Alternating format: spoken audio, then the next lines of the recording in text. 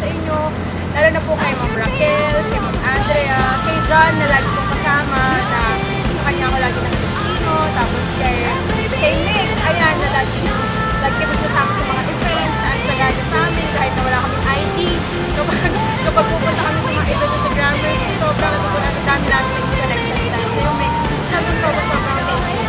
Ayun, kita-kita tayo sa undergrad nakakain na ako, heavyweights, tapos basta ayun, maraming po salamat sa lahat. Nakalimutan ko namin kayo. Hola, din sa Laura! Thank you so much. Lahat na nasabi na nila, so ang dadagdag ko na lang.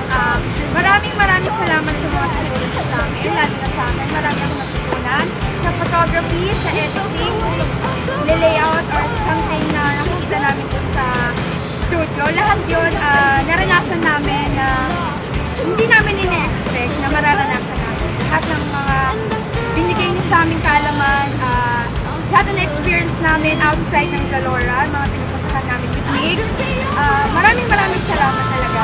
Super blessed kami na nakasama natin kayo. Naging part na kayo ng college life namin. Hindi namin kayo makakalimutan. Sobrang Zalora. Sobrang mahal na mahal namin kayo. Sorry kung minsan nagiging pasaway kami or may mga kukulang man kami. Pero, balang araw naman siguro babalikan namin kayo. Tapos, yun lamang. Maraming salamat. I love you all. Mama, you're right. Hi, Team Zalora. Thank you so much kasi araw-araw napupulfil yung pangarap namin.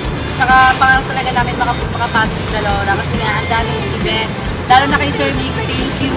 Sinama niya kami sa mga event first time namin makasama sa mga ganon. Really social timer kami Ayun, thank you so much Sir Mix. Tapos kina Ma'am Raquel, kina Sir James. Ang saya-saya. Salamat po. Hanggang sa ano po susunod po, kita-kits po tayo. Thank you. Ay, Team Zalora, maraming salamat po sa lahat ng